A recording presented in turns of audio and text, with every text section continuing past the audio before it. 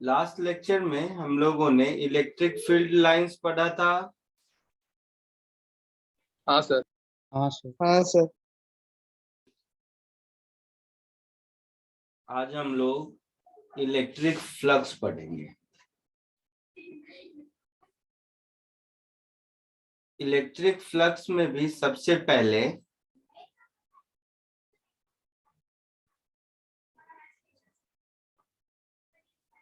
एक टर्म आता है जिसको हम लोग बोलते हैं एरिया वेक्टर। नाम सुना है कभी? नहीं सर। एरिया का तो नाम सुना होगा। हाँ सर। हाँ सर। सो सरफेस एरिया को हम लोग फिजिक्स में as a vector quantity define करते हैं, मैथ्स में भी करते हैं। वैसे उसको एरिया वेक्टर कहते हैं। एरिया वेक्टर का मतलब होता है कि कोई भी शेप साइज का सरफेस एरिया है, इसका जो आउटवर्ड नॉर्मल है ये उसका डायरेक्शन होता है, और मैग्नीट्यूड तो एरिया के बराबर ही होता है। सो इसका मैग्नीट्यूड ज्योमेट्रिकल एरिया के बराबर है, जो कि आप लोग जानते हैं।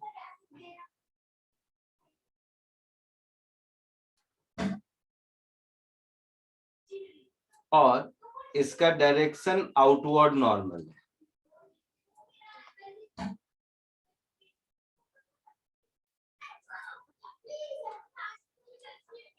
आउटवर्ड नॉर्मल, आउटवर्ड नॉर्मल का क्या मतलब हुआ कि ये एरिया जिस किसी भी सरफेस का पार्ट है उसका आउटवर्ड डायरेक्शन। जैसे एक एग्जांपल बताता हूँ। जैसे सपोज ये क्लोज सरफेस है,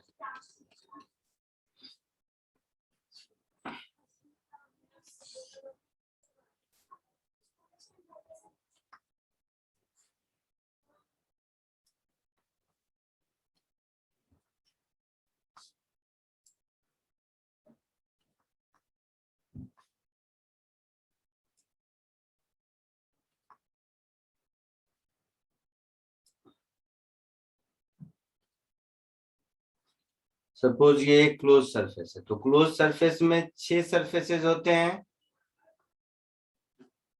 है ना? हाँ सर। तो सपोज ये एक सरफेस है, इसका एरिया वेक्टर आउटवर्ड नॉर्मल बाहर की ओर होगा।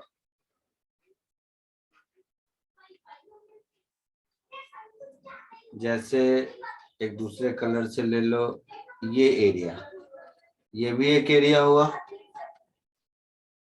तो इसका एरिया वेक्टर आउटवर्ड नॉर्मल इधर होगा।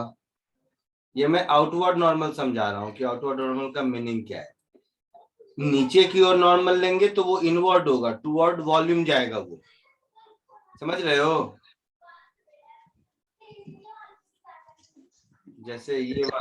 जैसे ये वाला बॉटम मोस्ट सरफेस, इसका आउटवर्ड नॉर्मल कौन होगा? ये होगा। ये एरिया वेक्टर समझ आया? हाँ सर। हाँ सर। हाँ सर।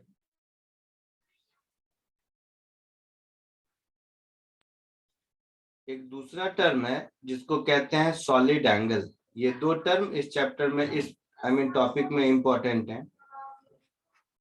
ये दोनों टर्म सीख लेंगे तो फ्लक्स समझने में आसानी होगी। सॉलिड एंगल का नाम सुने हो? हाँ नहीं सर, सर। सुना है सर। क्या होता है?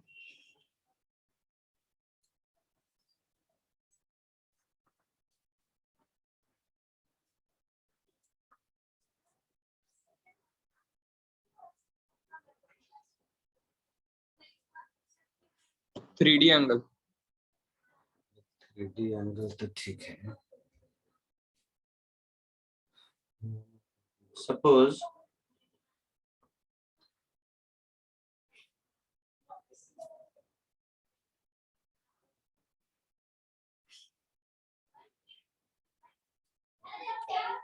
जस्ट एग्जाम्पल के लिए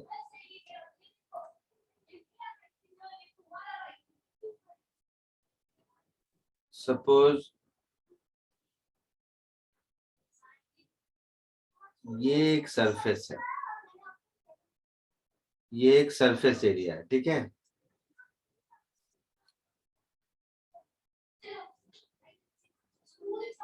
ये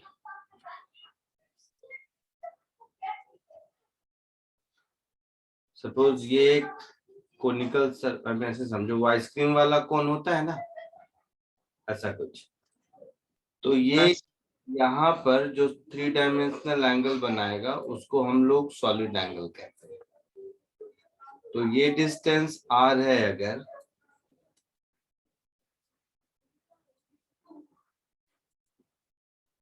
यहाँ पर से देखो,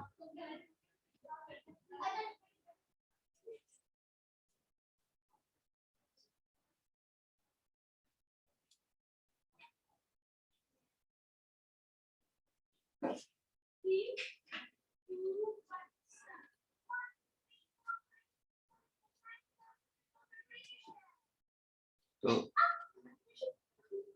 इस सरफेस का ये हो गया एरिया वेक्टर। तो ये इस सरफेस का एरिया वेक्टर हो गया, ये डिस्टेंस r है और ये एंगल थीटा है। तो ये जो सॉलिड एंगल होगा ये होगा एरिया वेक्टर के मैग्नीट्यूड का cos theta component divided by r square, ठीक है। इसको हम लोग सॉलिड एंगल बोलते हैं। जैसे ये अगर इसी डायरेक्शन में होता, समझो ऐसा,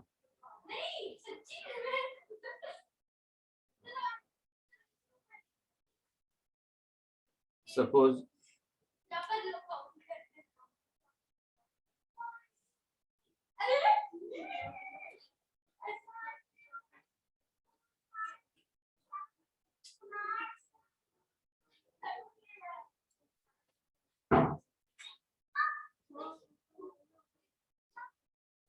सपोज एकदम ये कोनिकल आइसक्रीम, इसमें क्या ये टेढ़ा है, ये एकदम ऐसा है, ठीक है। तो इस केस में एरिया वेक्टर और ये वाला लाइन दोनों सेम डायरेक्शन में होगा ना, r हाँ sir.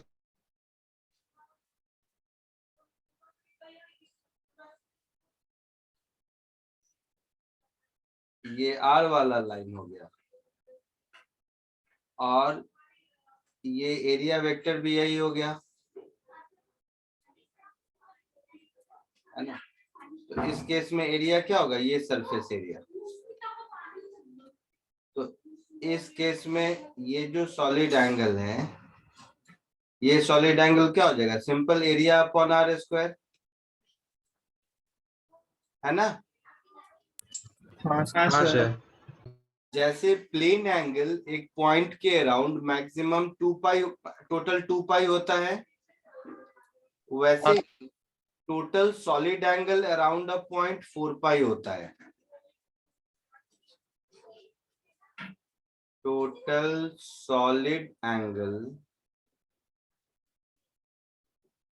Around a point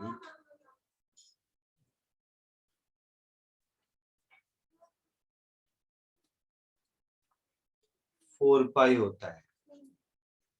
I बात समझ में? हाँ सर। जैसे कोई भी प्लेन एरिया बनाओ, ट्रायंगल बनाओ, रेक्टेंगल बनाओ, स्क्वायर बनाओ, जैसा रोम्बस, पैरेललोग्राम, कुछ भी बनाओ, तो सारे साइड के इंटरनल एंगल को सम करोगे तो 360 ही मिलेगा ना, 2 पाई। हाँ सर। वैसे ही कैसा भी क्लोज, जैसे क्लोज लाइन क्लोज होता है तो एरिया बनता है, हाँ सर। वैसे ही सरफेस क्लोज होता है तो वॉल्यूम बनता है ना। हाँ सर। तो वही मैं कह रहा हूं कि कैसा भी किसी भी शेप साइज का क्लोज्ड वॉल्यूम रहे, किसी भी शेप साइज का, टेढ़ा मेढ़ा जैसा भी हो, इसमें जो टोटल सॉलिड एंगल बनेगा, ऐसे समझो,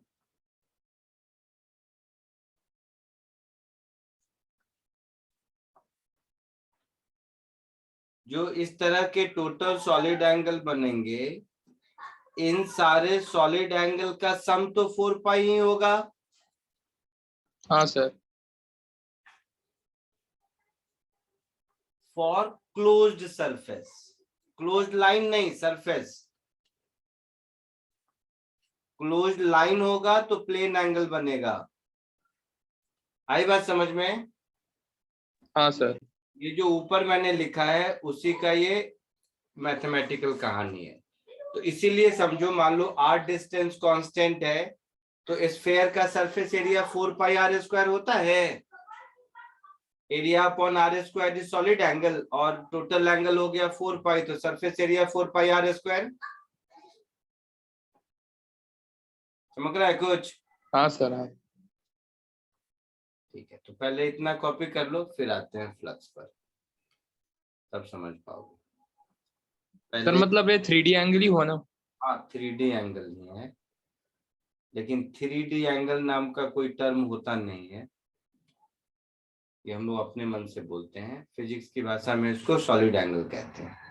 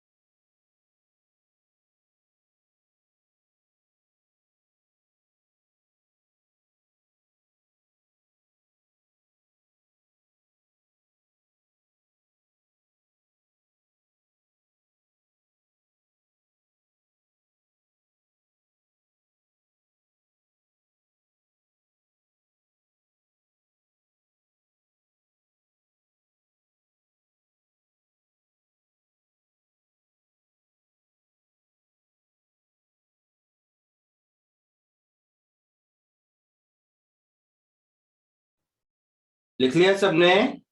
1 मिनट सर। सर 1 मिनट।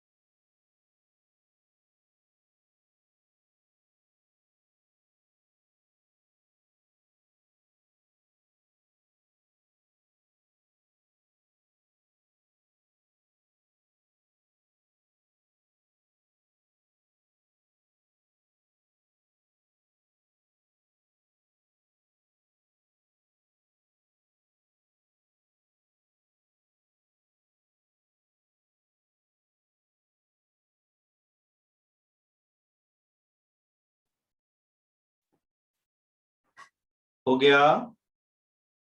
सर 1 मिनट। हाँ सर।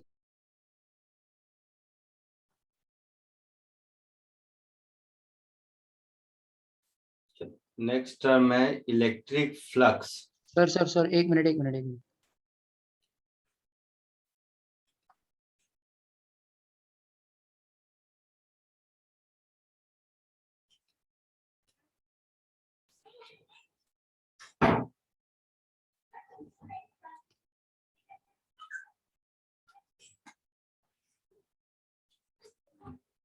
देखो,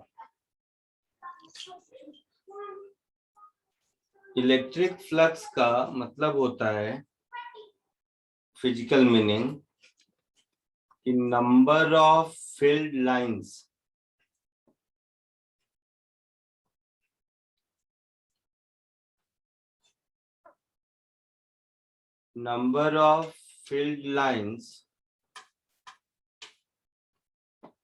passing through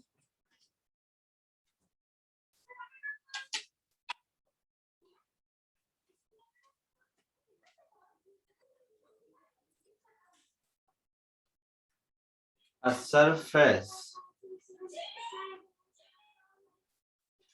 perpendicularly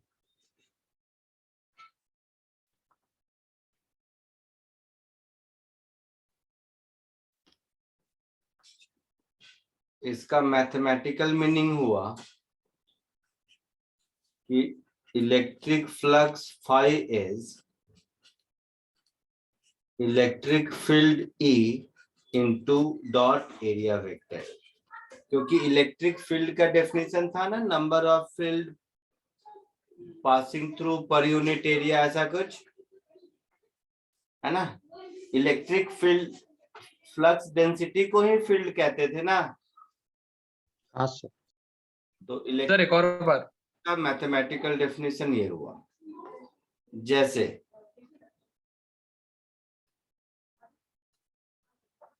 suppose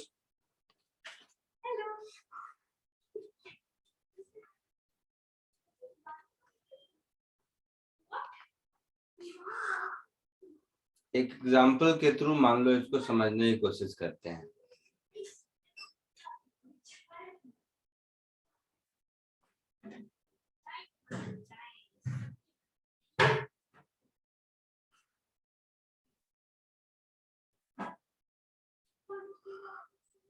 suppose ये एक क्लोज सरफेस है और ये हमारा इलेक्ट्रिक फील्ड है फॉर एग्जांपल।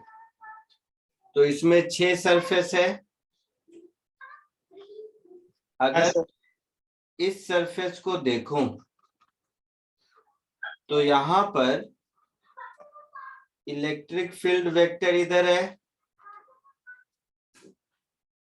और एरिया वेक्टर इधर है।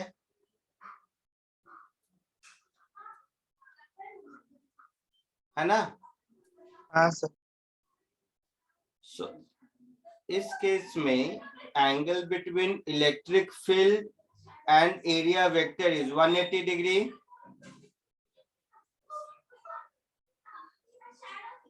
है ना? हाँ सर। यही अगर मैं इस सरफेस पर देखूं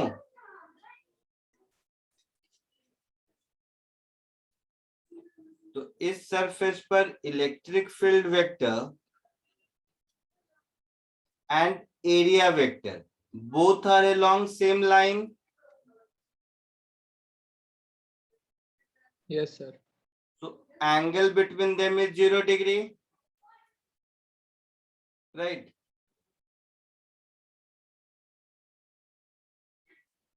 Now if I look at this top surface, for example, in that case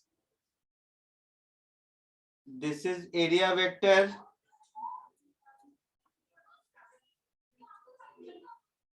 and this is electric field vector, isn't it? Yes sir. Angle between them is 90 degree. So यहां से हम लोग ऐसा कह सकते हैं कि फ्लक्स नेगेटिव होगा, cos 180 is -1, कुछ भी होगा, नेगेटिव होगा. Yes sir. इस सरफेस से अगर फ्लक्स देखें तो पॉजिटिव होगा. हाँ सर। Yes, sir. इस सरफेस पर फ्लक्स देखें तो 0 होगा, हाँ. है ना? Electric flux. सो इस एग्जाम्पल से हम लोगों को 3 बातें समझ आई. The first one is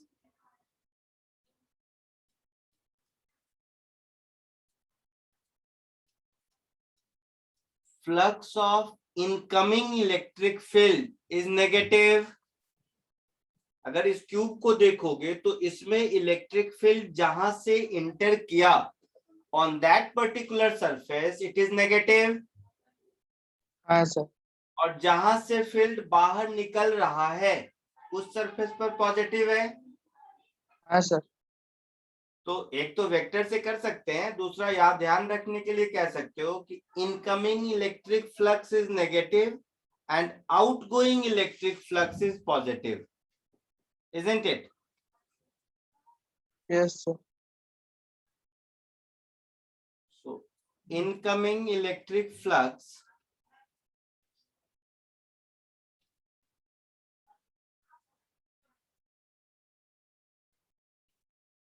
is negative, taken as negative, and outgoing electric flux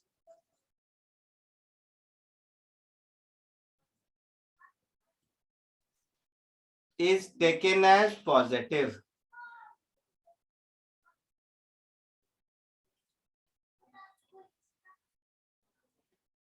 कोई डाउट?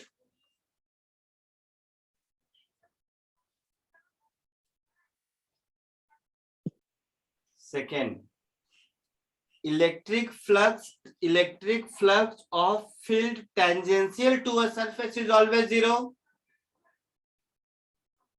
हाँ sir.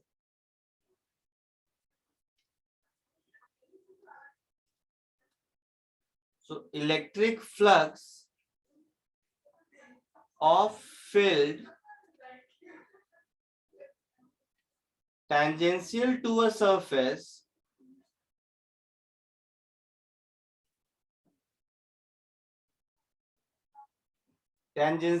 surface is always 0, isn't it?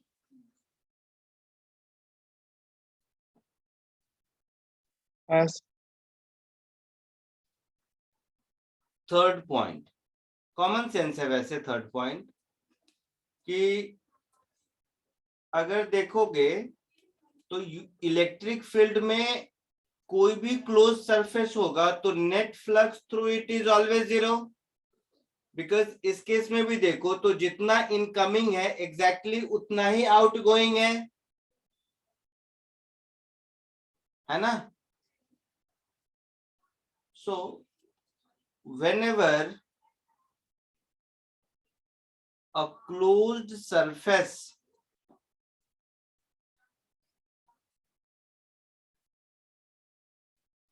is placed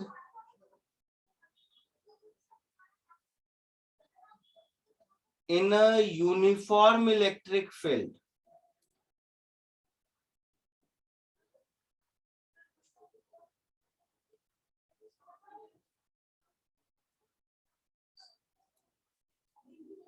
then net electric flux through it is always zero. Common sense है, हाँ या ना? हाँ sir. So net electric flux through it is always zero.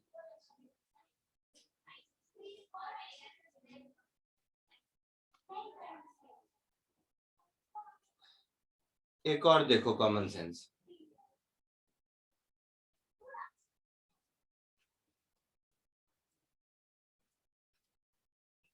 Suppose ये कोई point charge है,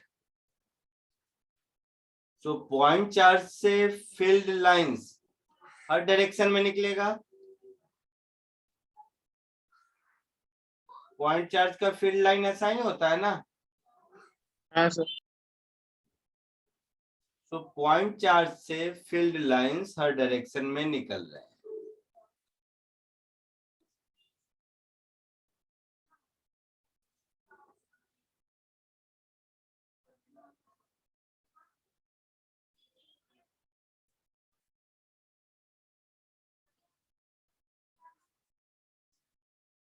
just example के लिए एक और,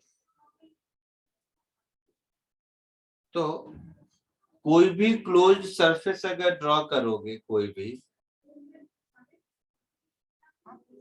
तो इसके थ्रू भी नेट फ्लक्स जीरो होगा,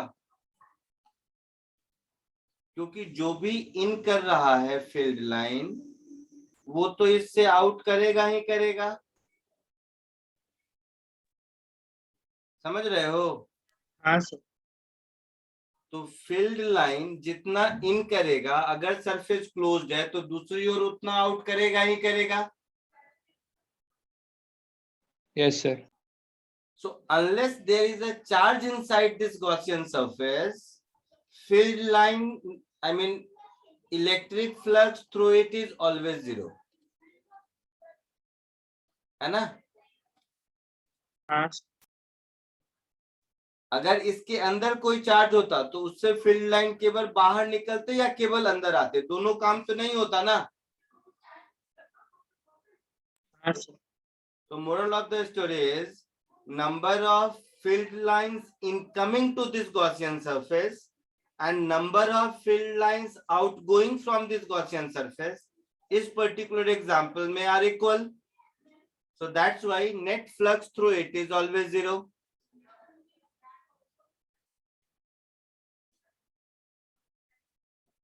तो पहले इसको कॉपी कर लो इतना, फिर आगे बढ़ते हैं। इलेक्ट्रिक फ्लक्स से लिखना बाकी है ना? हाँ सर। इतना कॉपी कर लो फिर आगे बढ़ते हैं।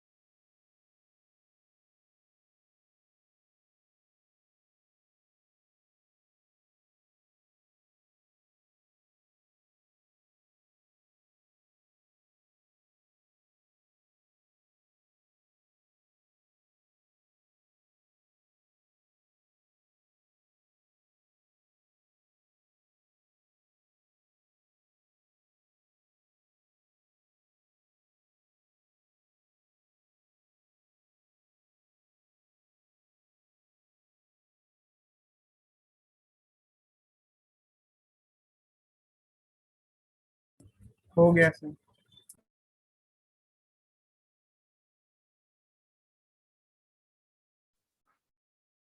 हो गया? हाँ सर। आगे बढ़े? यस हाँ। सर। हाँ सर। ठीक है।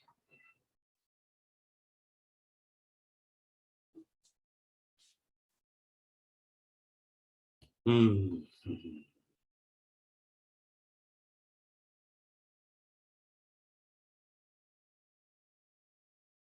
ठीक है, चलो एक काम करते हैं।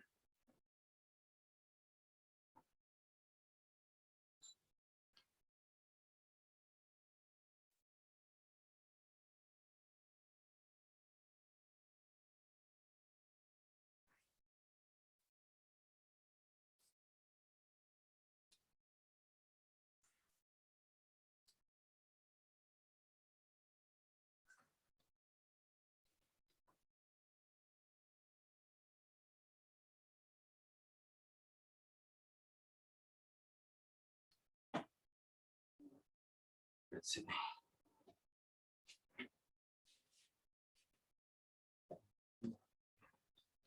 कैसे दूं मैं वो सोच रहा हूँ।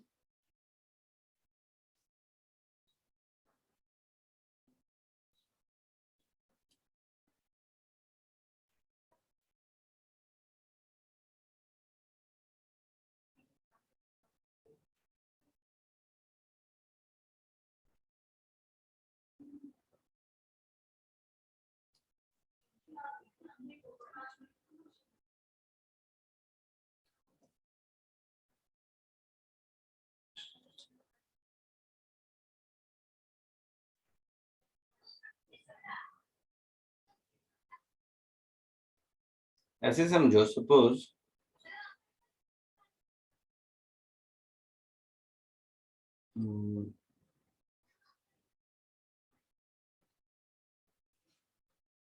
समझो ये डिस्क है, ठीक है? हाँ सर। ये डिस्क का सेंटर है।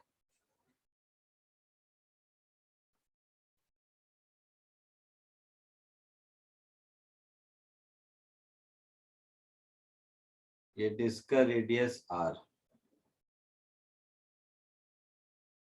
और ये इसका सेंटर है। अब अगर हम इसके एक्सिस पर का कोई पॉइंट लेंगे, let's say this one,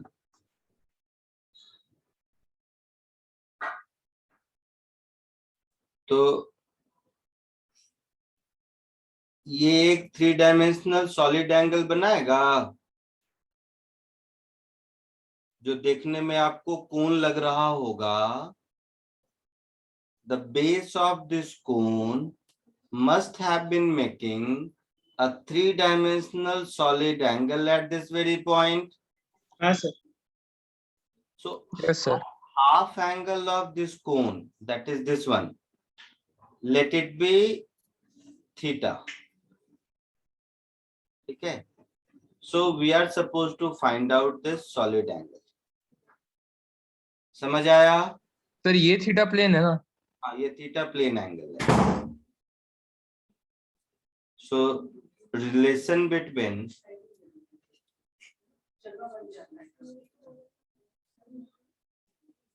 half angle of cone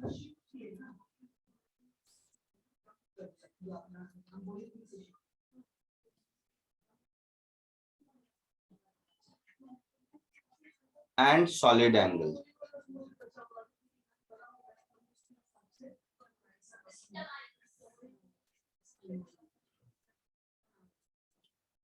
So इस सॉलिड एंगल में और इस प्लेन एंगल में आपको रिलेशन ढूंढना है। समझ आया सबको? हाँ सर। कोशिश करो।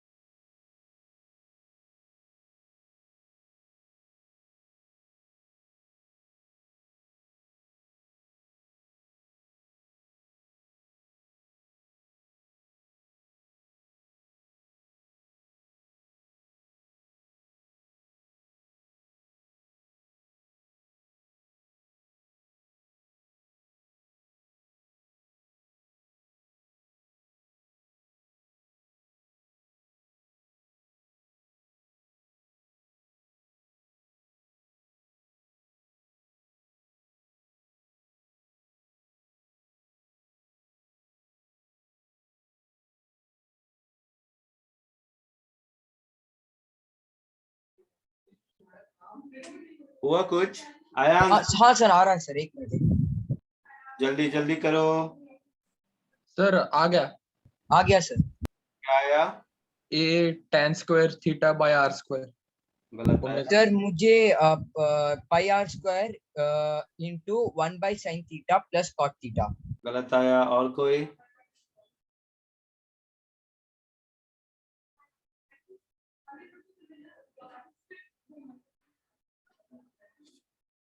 और कोई बोलो।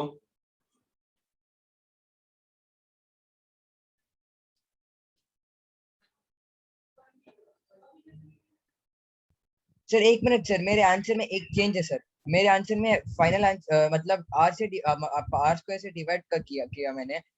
तो आंसर आ रहा है pi into 1/sin theta plus cot theta.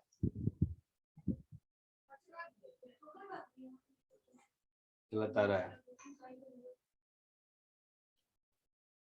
और कोई?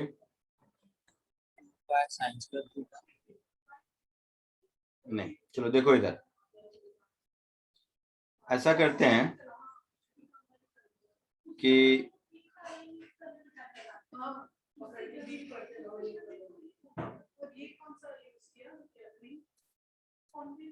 यहां से थीटा एंगल पर एक छोटा सा डी थीटा सेगमेंट लेते हैं। तो ये जो एरिया बनेगा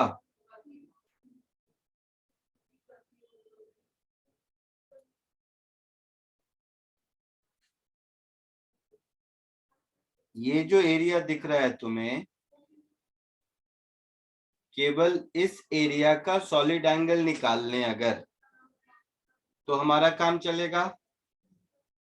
हाँ सर। ठीक है।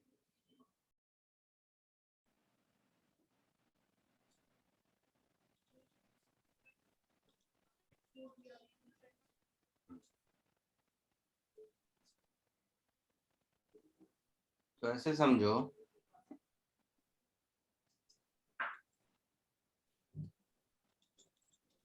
कि ये कैसे निकाला जाए।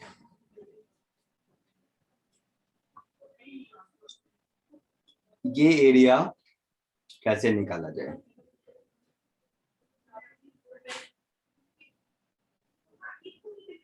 बोलो कुछ आइडिया।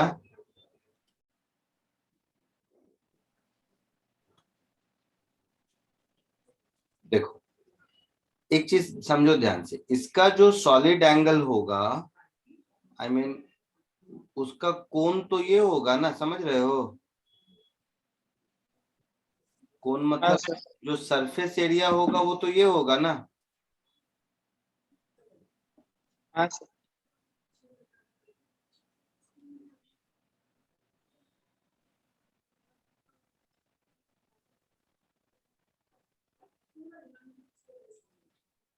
ऐसे सोचो। चलो जो सरफेस एरिया हमारा है वो ये है, तो this surface area upon are square, यही हमारा आंसर होगा।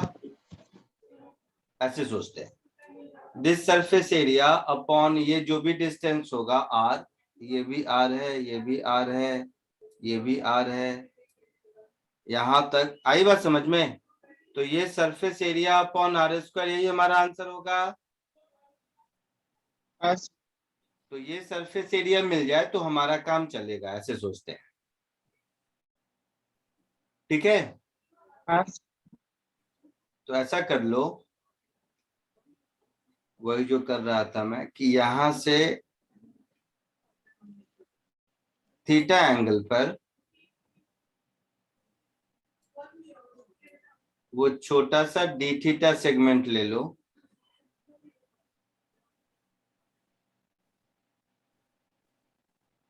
तो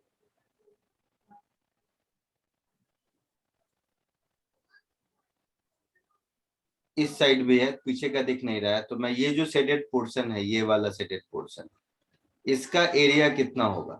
तो इसका रेडियस ये हो जाएगा are sine theta.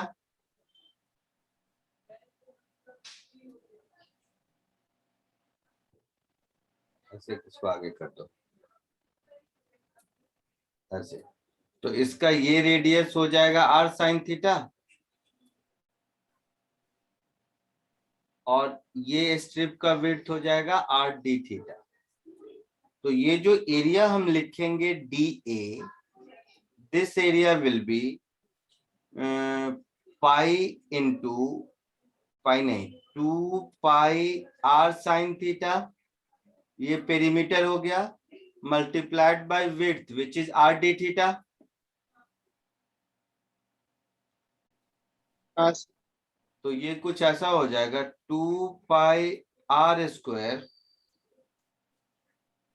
Sign theta D theta, ये dA हो जाएगा। इसको अगर मैं इंटीग्रेट कर दूं दोनों ओर, from theta is equal to 0 to theta, तो ये टोटल सरफेस एरिया मिल जाएगा। तो ये हो गया 2 पाई r स्क्वायर, साइन का integral minus cos theta, lower limit 0 upper limit theta, होगा ऐसा। हाँ सर, तो ये मेरा कुछ ऐसा हो गया 2 pi r square into 1 minus cos theta, ये इसका एरिया हो गया। ठीक है, तो सॉलिड एंगल इस केस में क्या होगा, वो किस स्फीयर का पार्ट है मिल गया, तो that surface area upon r square. तो ये हो जाएगा 2 pi into 1 minus cos theta. ये इसलिए बताया क्योंकि बहुत बार आपको प्रॉब्लम सॉल्व करने में ये फॉर्मूला अगर है तो आसानी होगी, अदरवाइज आपको इंटीग्रेट करना पड़ेगा। सो एज अ फॉर्मूला इसको याद कर लो, solid angle is 2 pi into 1 minus cos theta. ठीक है, सो इस केस में जो रेडियस r है वो ये है।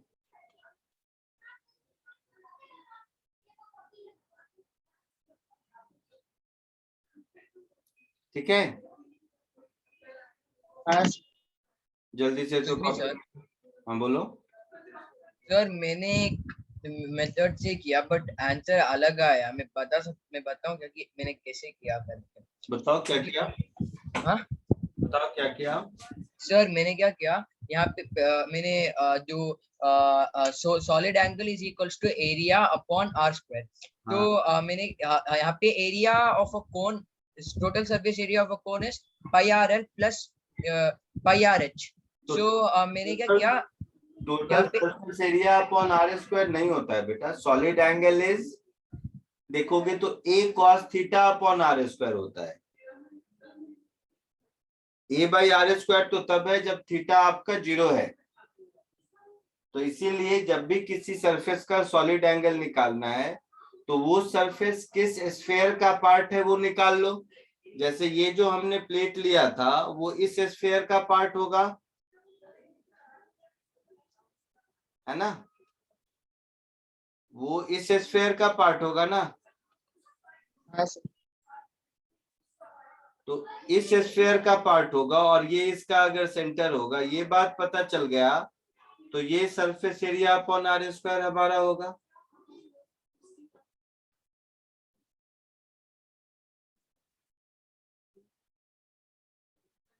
यस सर,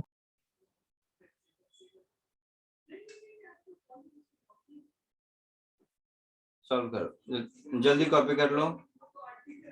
सर अगर मैं कॉस थीटा डाल भी देता तो भी आंसर अलग आ रहा है सर। मैं बताऊं, आगे बता मैंने क्या किया। हाँ तो गलत कर रहे हो, ये जो तुम सोचे हो ना, पहली बात कि सॉलिड एंगल का फॉर्मूला है एरिया अपॉन r स्क्वायर, पहले विजुअलाइज करो एरिया कौन सा, तो जिस पॉइंट पर एंगल निकाल रहे हो, है ना, वो पॉइंट और जिस सरफेस का एरिया निकाल रहे हो, ये कोण नहीं है। पहली बात, ये कोण नहीं है, ये समझो तुम्हारा वो कोण वाला आइसक्रीम है, तो जिसके ऊपर के टॉपिंग का surface area upon r square होगा, तो मुझे कोण का सरफेस एरिया तो निकालना ही नहीं है। Okay okay. सिर्फ जो आइसक्रीम के कोन के ऊपर टॉपिंग है उसका surface area upon are square. Okay, समझा।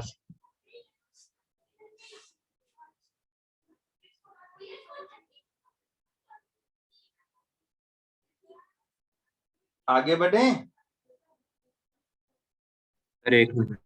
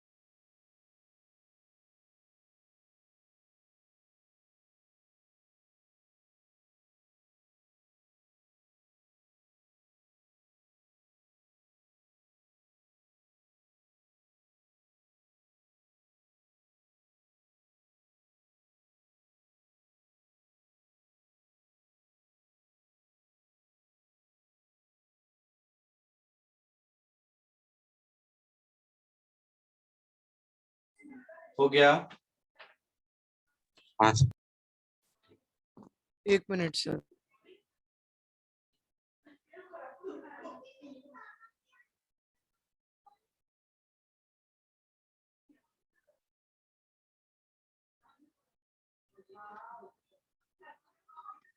Sir 1 minute.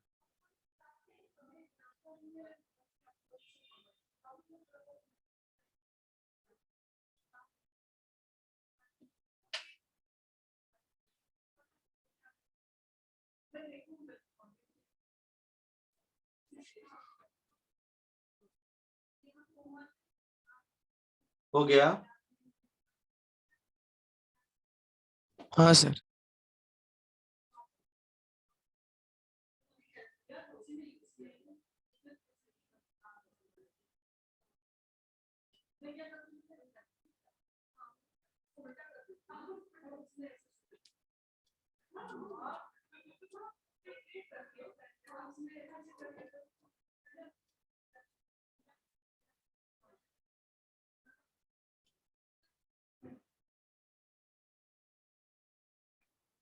इधर देखो,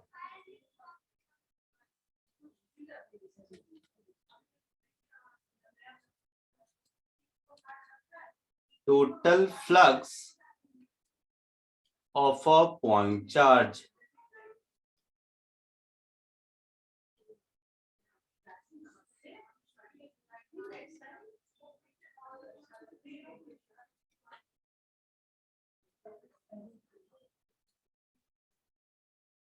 Suppose, ध्यान से देखो, कोई भी रैंडम सा क्लोज सरफेस ले लिया मैंने, ठीक है। कहीं भी इसमें जहां मन करे वहां चार्ज डाल दो। मान लो मैंने यहाँ पर कोई चार्ज दे क्यू डाल दिया। इससे जितने भी फील्ड लाइंस निकलेंगे वो सारे फील्ड लाइन इस क्लोज सरफेस को क्रॉस करके जाएंगे, हाँ या ना। हाँ सर। हाँ सर। तो अगर मैं इस क्लोज सरफेस से टोटल फ्लक्स कितना निकल रहा है ये कैलकुलेट कर लूं तो उतना ही ये पॉइंट चार्ज का टोटल फ्लक्स होगा। उतना ही होगा ना? हाँ सर। ठीक है, तो चलो ऐसा करते हैं,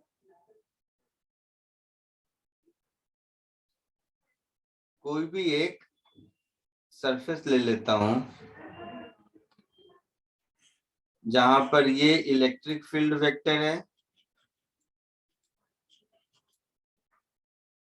और ये यहाँ का एरिया वेक्टर है। इन दोनों के बीच का एंगल थीटा है और ये डिस्टेंस r है सपोज, ठीक है।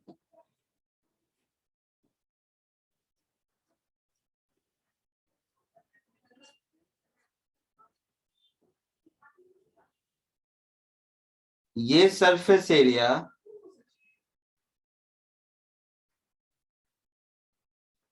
यहाँ पर जो सॉलिड एंगल बनाएगा वो कुछ ऐसा होगा। तो देखो ध्यान से सब देखेगा, केवल उतने सरफेस एरिया से अगर फ्लक्स डी फाई में लिखूं तो वो फ्लक्स क्या होगा, ई डॉट डी ए होगा,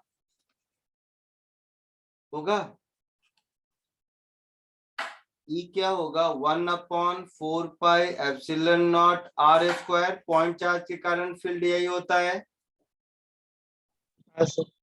into D A cos theta, ये डी फाई होगा, है ना। तो टोटल फ्लक्स मेरा क्या हो जाएगा,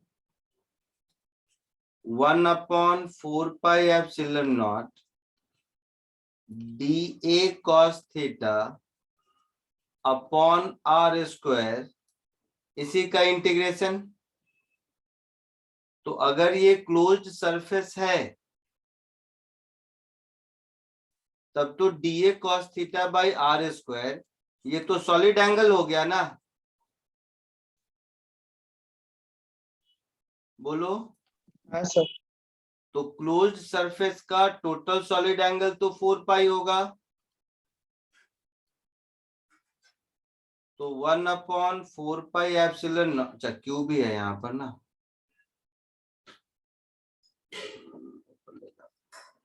इलेक्ट्रिक फील्ड क्या होता है, के क्यू बाई आर स्क्वायर ना, ऐसा।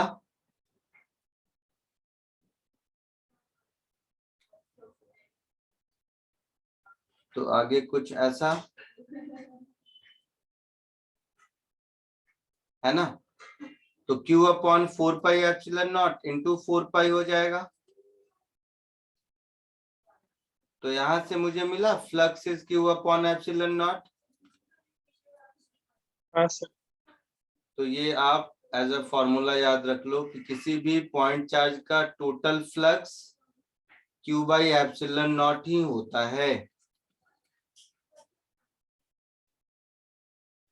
है ना। हाँ sir. Total flux of a charge Q by ε0 ही होता है, ठीक है। अच्छा, यहीं से एक बात और समझ लोगे, ध्यान से देखो, इसी डेरिवेशन से आपको समझ में आ जाएगा। मान लो ये कोई क्लोज्ड सरफेस है, कैसा भी shape size name, but close होना जरूरी है।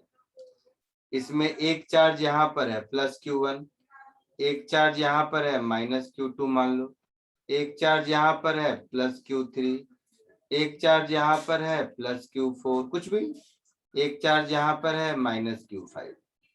तो total flux through this surface अगर हम देखेंगे, ध्यान से सुनो सब लोग, तो Q1 का जितना फ्लक्स होगा सब इसको पास करेगा, हाँ सर। तो Q1 बाई ε0। Q2 का जितना फ्लक्स होगा वो पास करेगा, तो माइनस Q2 बाई ε0। Q3 का जितना फ्लक्स होगा वो पास करेगा, तो Q3 बाई ε0।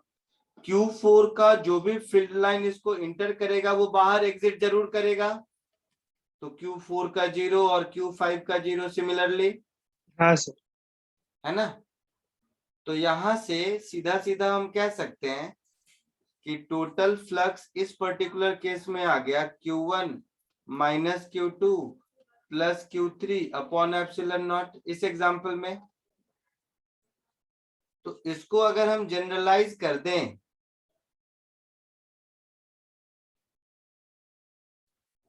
तो ये कह सकते हैं कि किसी भी क्लोज्ड सरफेस से total flux, so total flux through a closed surface is always equal to total charge enclosed upon epsilon naught। उस क्लोज सरफेस के अंदर जितना चार्ज है उसका summation divided by epsilon not, यही हमेशा टोटल फ्लक्स होगा। हाँ तो इस कॉमन सेंस का नाम है गॉस लॉ, इसी को हम लोग बोलते हैं Gauss law. So total flux through a surface is always equal to charge enclosed upon epsilon naught। Sir Q4 का 0 पे Q4 से जो भी फील्ड लाइन निकलेगा उसमें से जो फील्ड लाइन इस सरफेस के अंदर गया वो कहीं से तो बाहर जरूर निकलेगा। Yes sir. तो ऊपर देखा था ना किसी एक नोट में 0 होता है उसका फ्लक्स, तो जितना इन हुआ उतना ही कहीं आउट हुआ तो उसका 0 हो गया। हाँ सर समझा। तो उस सरफेस के आउटसाइड जितने भी चार्ज लाई करेंगे सबका फ्लक्स उस सरफेस के थ्रू तो 0 ही होगा, और जो अंदर लाई करेंगे उसका टोटल फ्लक्स होगा। कॉपी कर लीजिए इसको।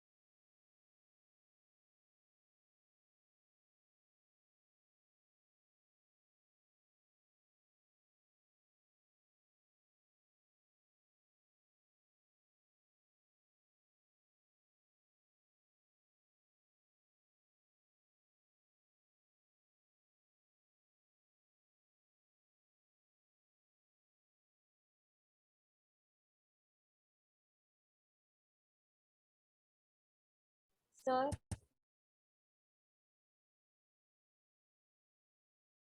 बोलो। सर स्क्रीन थोड़ा जूम कीजिए ना।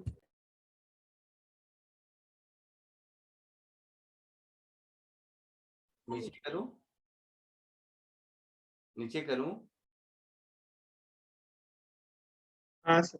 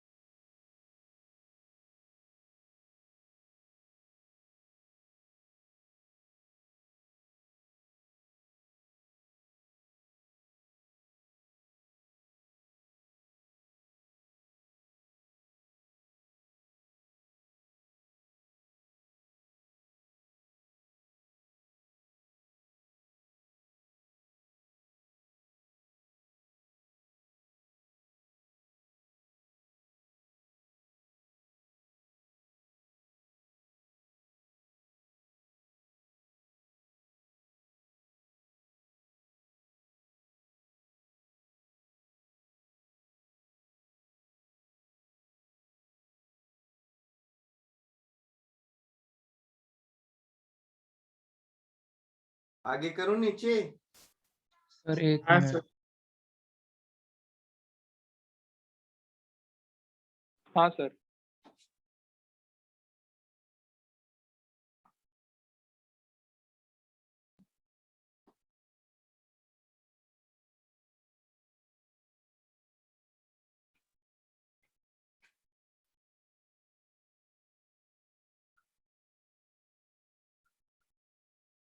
फिर भी सर, हाँ बोलो। सर फॉर्मूला में आपने क्यू के बाद मतलब क्या लिखा? ई Enclosed. Enclosed. Okay okay. Q enclosed upon epsilon naught.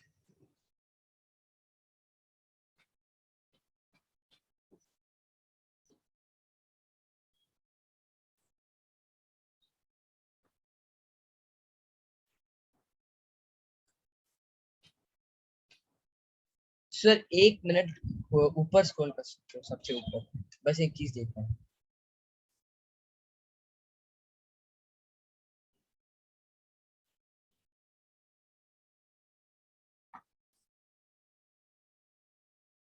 सबसे ऊपर। हाँ हाँ, एक मिनट।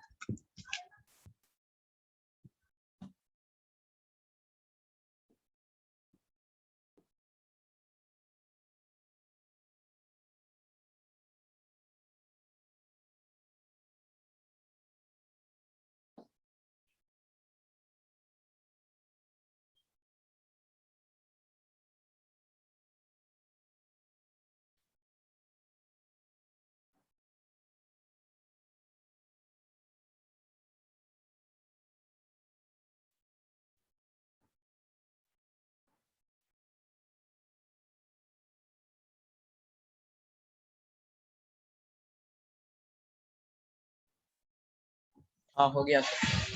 Yeah.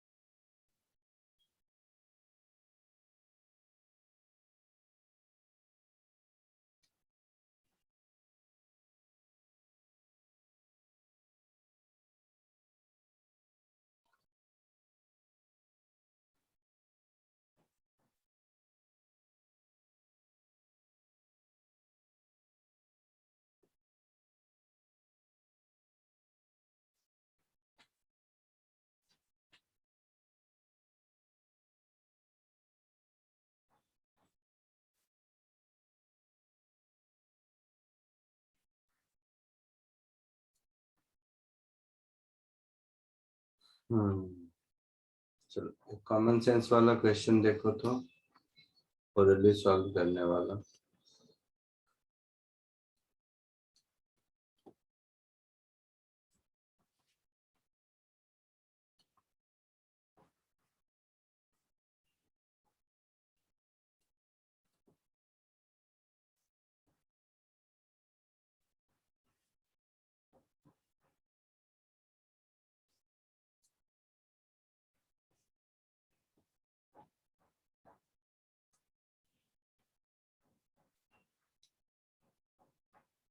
ये है फर्स्ट,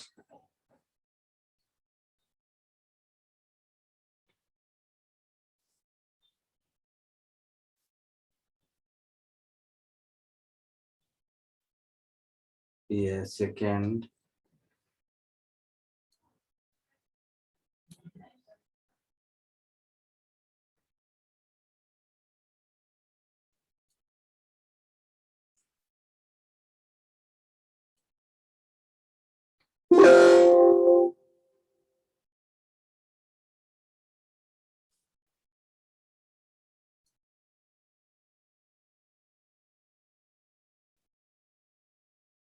ये है थर्ड।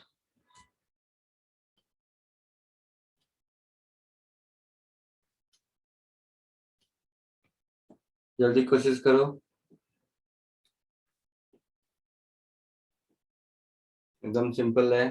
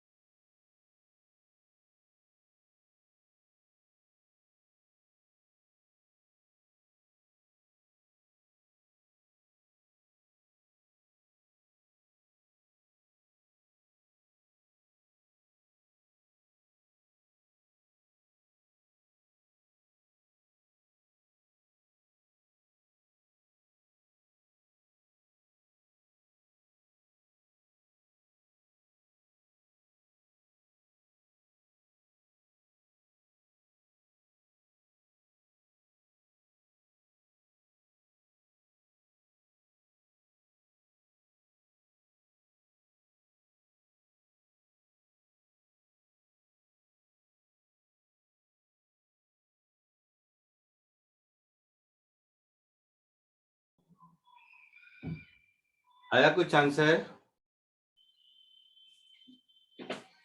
Nice. मैं मारूंगा तुम लोगों को मैं।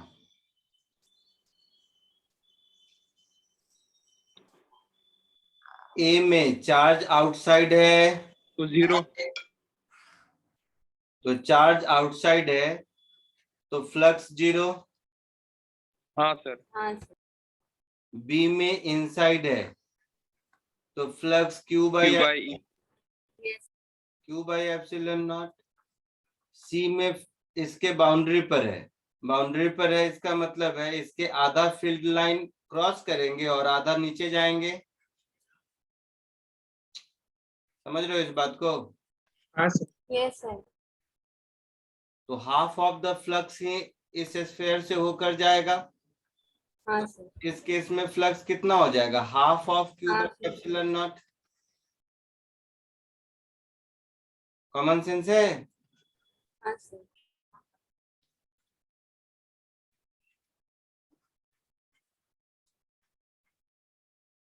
कोई डाउट किसी को?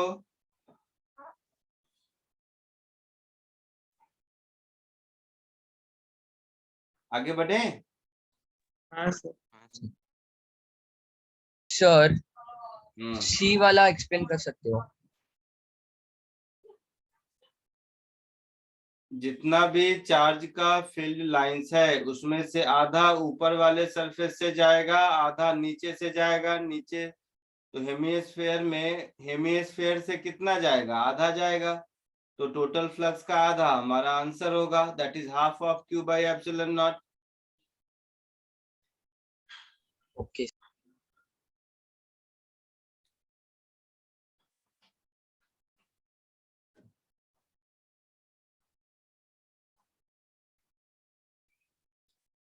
आगे बढ़े? Yes sir.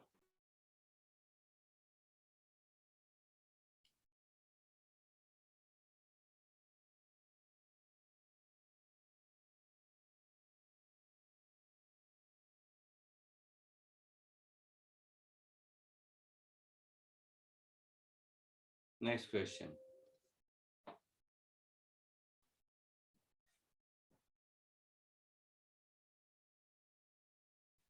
डायग्राम दिख रहा है?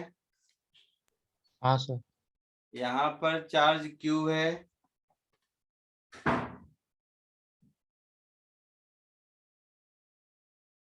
और ये एक डिस्क है। तो इस डिस्क से कितना फ्लक्स इस चार्ज का जा रहा है ये पूछा है।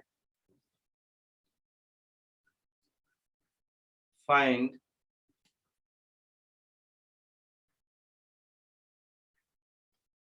इलेक्ट्रिक फ्लक्स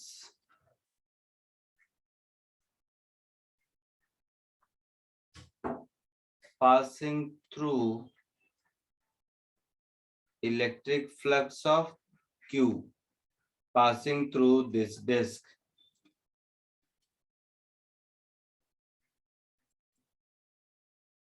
सर पूरी डिस्क का फिर उसके बस वो ऊपर का है आधे सेक्शन का। पूरे डिस्क का आधा सेक्शन का है तो डिस्क है ना, इस डिस्क के एक्सिस पर चार्ज क्यू है। Okay sir.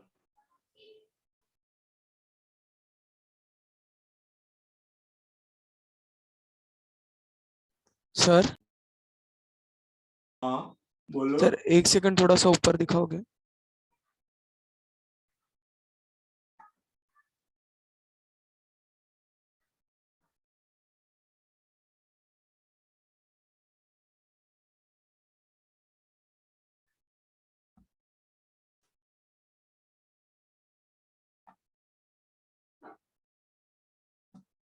बोलो।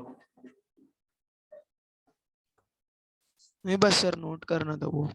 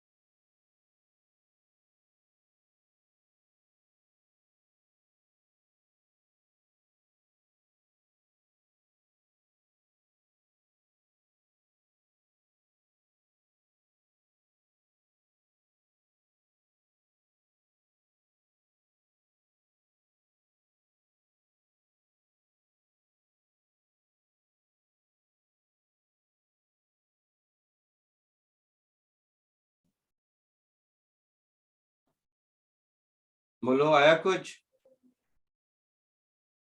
एक मिनट सर।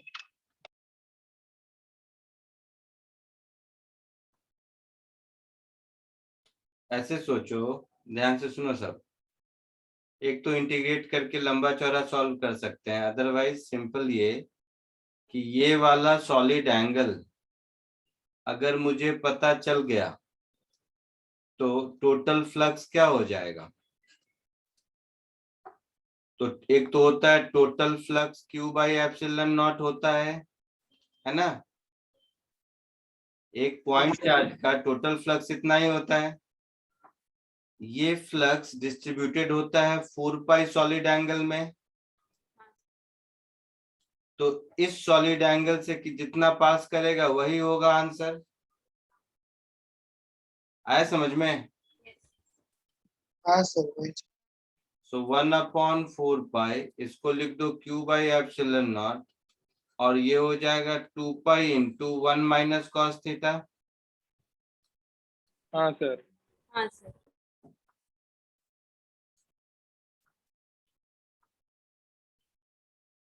तो ये हो जाएगा Q/2 एप्सिलॉन नॉट,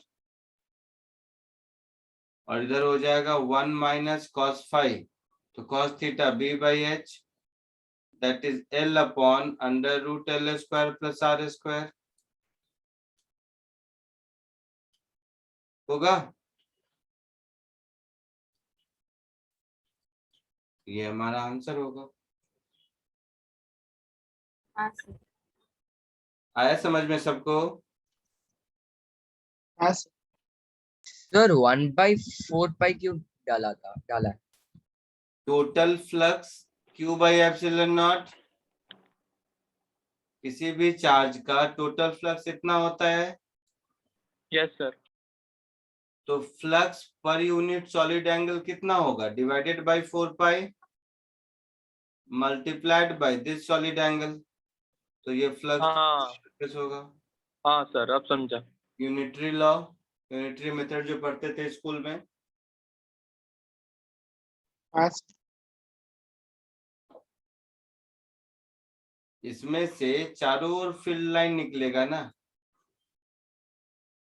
तो इतने सॉलिड एंगल से जितना फील्ड लाइन निकलेगा वही इसको क्रॉस करेगा ना। हाँ सर। आया समझ में? Yes sir. चलो आज के लिए इतना ही। नेक्स्ट क्लास में हम लोग एप्लीकेशन ऑफ गॉस लॉ पढ़ेंगे। गॉस लॉ वाला चैप्टर एससी वर्मा में देखा है? हाँ सर। हाँ सर। उसको सॉल्व करना शुरू कर दो। कितने सर क्वेश्चन? कितने क्वेश्चन? उसमें नंबर ऑफ क्वेश्चंस बहुत कम है, तो शुरू के सारे क्वेश्चन सॉल्व हो जाएंगे, लास्ट के 4-5 छोड़ के। Okay sir. ठीक है, okay sir. Bye. Bye sir, thank you sir. Bye sir. Bye sir.